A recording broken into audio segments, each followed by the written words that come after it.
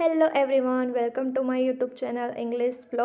અને આજે આપણે શીખવાના છીએ કન્ટિન્યુ પ્રેઝન્ટ ટેન્સ એટલે કે ચાલુ વર્તમાન કાળ. તો ચાલો હવે શરૂ કરીએ.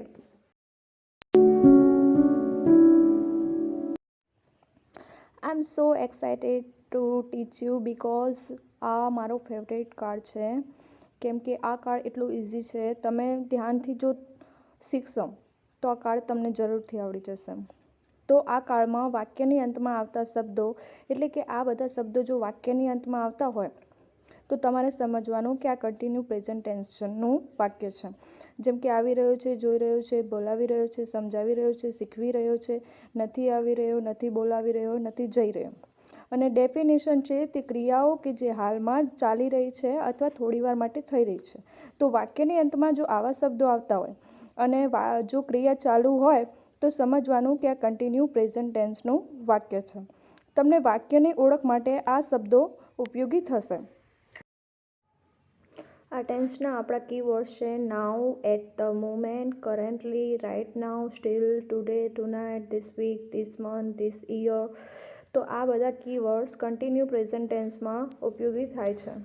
ફર્સ્ટ ઓફ ઓલ આપણે શીખીશું અફર્મેટિવ સેન્ટેન્સ એટલે કે સકારાત્મક વાક્ય. તો તેનું જે આ સ્ટ્રક્ચર છે, subject is am are, verb plus ING. તો સબ્જેક્ટ એટલે કે કર્તા. તો કોઈ પણ વાક્ય બનાવવું હોય તો આ જે સ્ટ્રક્ચર છે તેના દ્વારા પહેલાં સબ્જેક્ટ લેવાનું. સબ્જેક્ટ એટલે કર્તા, પછી ઇઝ એમ આર, પછી વર્બ એટલે ક્રિયાપદ અને ક્રિયાપદને આઈએનજી લગાવવાનું. જેમ કે તે પુસ્તક વાંચી રહી છે, તો તેણી માટે આપણે ઉપયોગ કરીએ છીએ સી. તો સીની સાથે ઉપયોગમાં થશે ઇઝ. એટલે ઇઝ એમ આરમાંથી આપણે ઇઝ લીધું, કર્તા થયું, સબ્જેક્ટ જે છે સી અને વાંચી રહી છે એ વર્બ થયો, વર્બ પ્લસ આઈએનજી. વર્બ એટલે વાંચવું, ક્રિયાપદ. તો રીડિંગ અને શું વાંચી રહી છે? અ બુક. આ રીતે આપણું વાક્ય બની ગયું she is reading a book. આ રીતે બીજું વાક્ય પણ બનાવીએ. અમે ફૂટબોલ રમી રહ્યા છીએ. તો અમે માટે ઉપયોગ થશે વી, વીની સાથે લાગશે આર, પછી રમી રહ્યા એટલે પ્લેઇંગ અને ફૂટબોલ. આ રીતે આપણે શીખી ગયા કન્ટિન્યુ પ્રેઝન્ટ ટેન્સનું અફર્મેટિવ સેન્ટેન્સ બનાવતા. હવે આપણે આગળ શીખીશું નેગેટિવ સેન્ટેન્સ એટલે કે નકારાત્મક વાક્ય. તો જે રીતે અફર્મેટિવ સેન્ટેન્સ શીખ્યા તે રીતે આ પણ સિમ્પલ છે. ખાલી તમારે ઇઝ એમ આર પછી નોટ લગાવવાનું છે. જેમાં પહેલાં આવે સબ્જેક્ટ, પછી ઇઝ એમ આર, પછી નોટ, પછી વર્બ, આઈએનજી. તો તેનું એક્ઝામ્પલ છે હું ટીવી નથી જોઈ રહ્યો. આપણે ઘણીવાર મમ્મીને કહેતા હોય કે મમ્મી હું ટીવી નથી જોઈ રહ્યો, હું ફોન નથી જોઈ રહ્યો.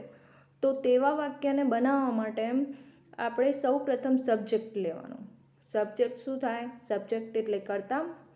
તો આઈ, હું માટે આઈ ઉપયોગ થાય છે. તો આઈ, પછી આઈ સાથે ઉપયોગ થાય છે એમ, પછી નોટ, પછી જોઈ રહ્યો એટલે વોચિંગ. અને શું નથી જોઈ રહ્યો? ટીવી. આ રીતે બની ગયું આઈ એમ નોટ વોચિંગ ટીવી. પછી બીજું વાક્ય છે તેઓ રસોઈ કરી રહ્યા નથી. તો તેઓ એટલે દે, એ થઈ ગયું સબ્જેક્ટ.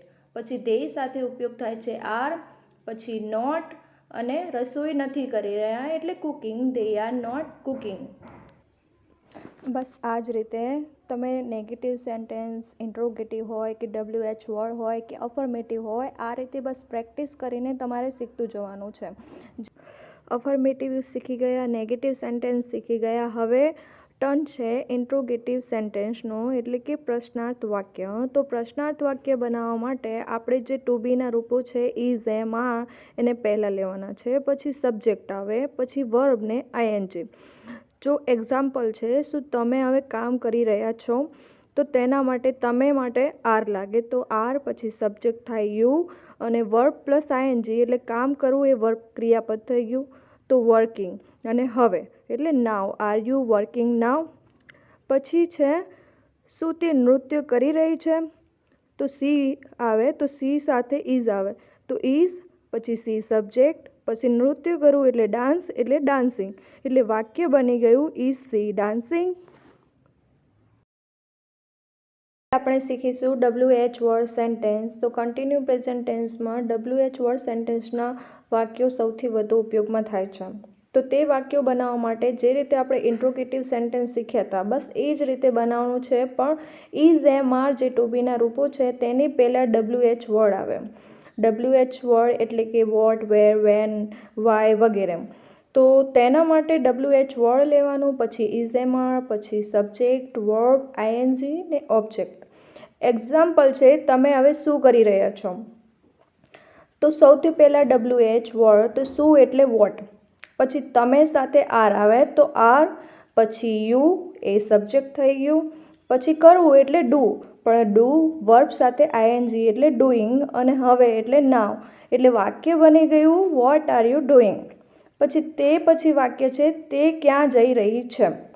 તો તેના માટે સૌપ્રથમ WH વર્ડ એટલે કે ક્યાં એટલે વેર, પછી તે એટલે છોકરી એના માટે ઇઝ, પછી સી એ સબ્જેક્ટ, અને જવું એટલે ગો પણ વર્બ સાથે આઈએનજી એટલે ગોઈંગ, એટલે વાક્ય બની ગયું વેર ઇઝ સી ગોઈંગ.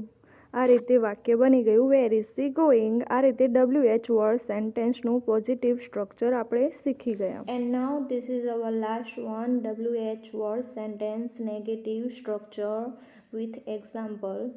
તો WH વર્ડ, પછી ઇઝ એમ આર, સબ્જેક્ટ પછી નોટ લાગે, વર્બ, આઈએનજી ને ઓબ્જેક્ટ. ઓબ્જેક્ટ મીન્સ કર્મ. એક્ઝામ્પલ છે, તે આજે કામ કેમ નથી કરી રહ્યો.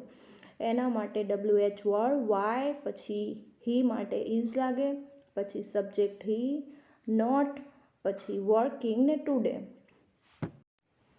સેકન્ડ વન ઇઝ તેઓ શું અભ્યાસ નથી કરી રહ્યા.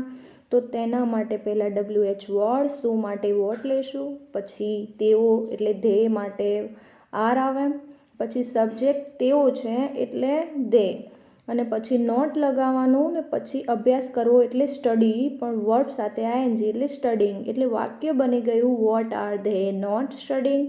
આ રીતે આપણા દરેક વાક્યો રેડી થઈ ગયા. બસ આ સ્ટ્રક્ચરનો ઉપયોગ કરી અને આ રીતે તમારે પ્રેક્ટિસ કરવાની છે, જેથી કન્ટિન્યુ પ્રેઝન્ટ ટેન્સ તમને આવડી જાય.